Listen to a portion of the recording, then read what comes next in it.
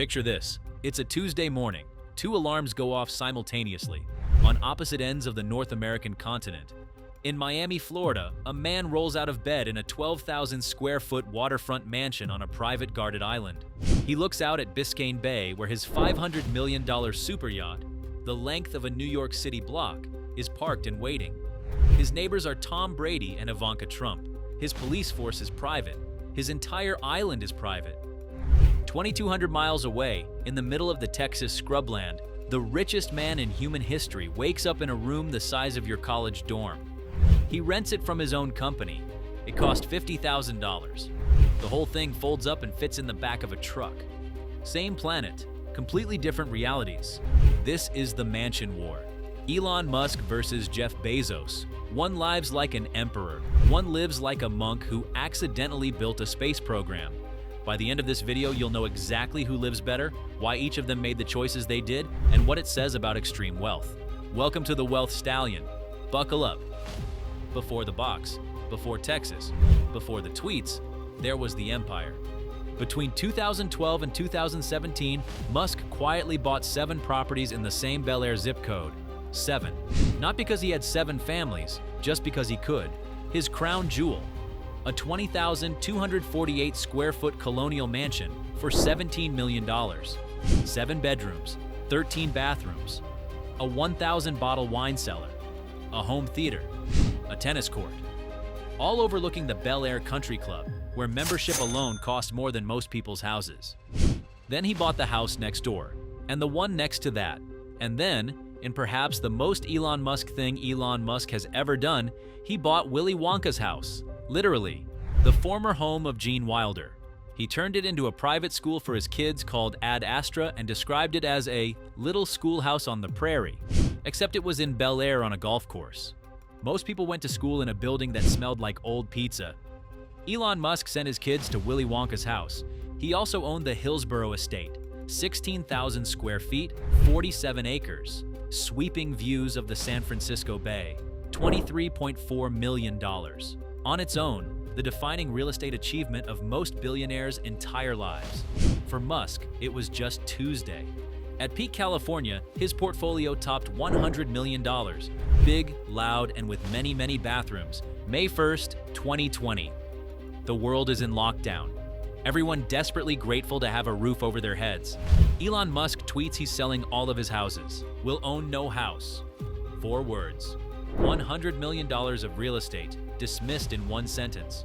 Within 6 months, 4 Bel Air mansions sold for a combined $62.5 million. The flagship went to a Chinese billionaire for $30 million.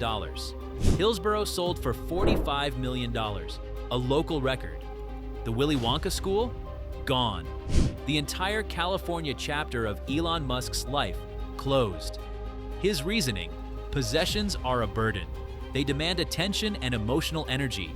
And when you're trying to colonize Mars, build self-driving cars, and run the Department of Government Efficiency, you do not have time to worry about who's cleaning the 13th bathroom. So, where does Elon Musk, worth $700 billion, currently sleep? A boxable casita, 400 square feet, Boca Chica, Texas, prefabricated in a factory, folded up, shipped. Costs $50,000. He rents it from SpaceX.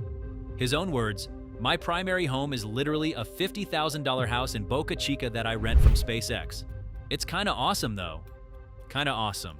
14 children, $700 billion net worth, the vocabulary of someone moving into their first studio apartment. Visitors show up expecting something extraordinary and find a bed, a fold-out sofa, a small kitchen, and a mounted TV. Walk end to end in 15 seconds. The richest human alive lives in a home that fits in the back of a truck, parked next to the rockets he uses to reach outer space. And here's the detail that breaks your brain. He engineered the whole thing. SpaceX bought the surrounding land. Musk lobbied to have the area incorporated as its own city. It worked. Starbase, Texas, population 500, mostly SpaceX employees, with a mayor who also works for SpaceX. Elon Musk built himself a town, moved into a $50,000 box at the center of it, and called it home. Enlightenment or insanity? Genuinely unclear. Now, the other side of the war. While Elon was playing minimalist monk in the Texas swamp, Jeff Bezos was quietly constructing the most expensive residential operation in American history. Indian Creek Island, Miami. Man-made. 41 homes total. The entire island. Private government. Private police patrolling by land and sea 24 hours a day. One guarded bridge to the mainland. Boat tours don't go near it. The Marine Patrol makes sure of that. The golf course charges a $500,000 initiation fee, $500,000, just to play golf on your home island. It's nicknamed the billionaire bunker. The residents don't argue. Bezos arrived in 2023 and did what Bezos does. He didn't buy a property, he bought a strategy. First, $68 million. Off-market, secretive, gone before it ever publicly listed. Then, $79 million for the mansion next door. The seller had no idea who was buying. The broker kept Bezos' identity hidden. The seller found out after closing and filed a lawsuit. Jeff Bezos bought a $79 million mansion in disguise. Then a third, $90 million for a 12,000 square foot waterfront estate. His plan: live there while demolishing the other two and building a custom mega mansion from scratch. He bought $147 million worth of real estate specifically to tear it down. Total on Indian Creek alone, $237 million. But we've barely started. The Beverly Hills estate, formerly owned by Jack Warner, founder of Warner Brothers, $165 million. Most expensive residential purchase in California history at the time.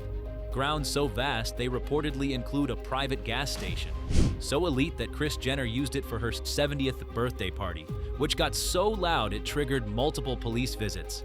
And then there's this detail, which might be the most Bezos thing in this entire video. Surrounding his $165 million Beverly Hills estate, often referred to as the Great Wall of Bezos, is a wall of hedges so tall they cast shadows across the entire street.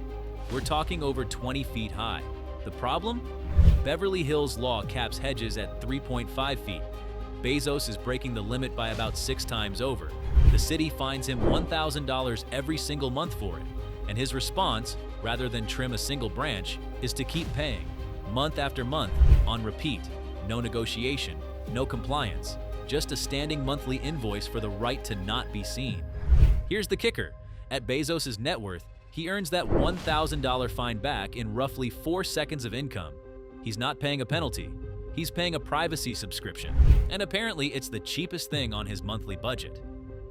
Then there's the former textile museum in Washington, D.C., 27,000 square feet, renovated with an added ballroom.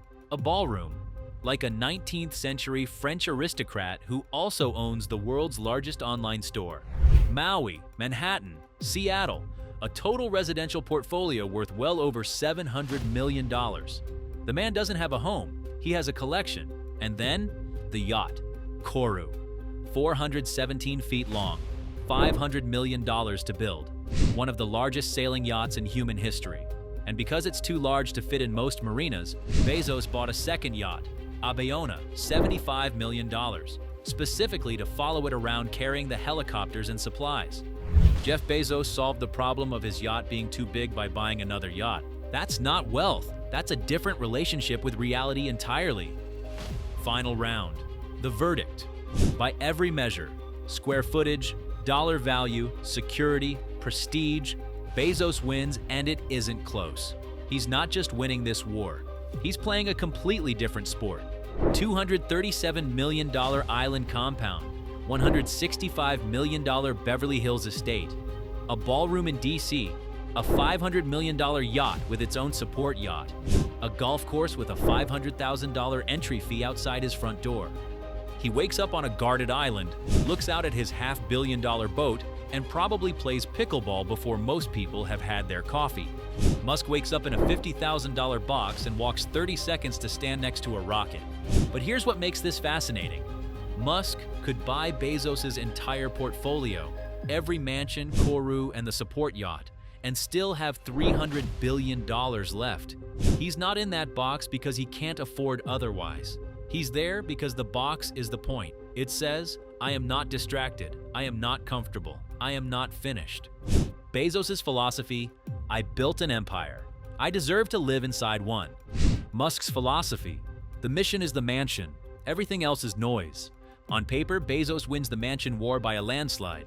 But in the history books, the guy in the $50,000 box next to the rocket might be a lot harder to forget.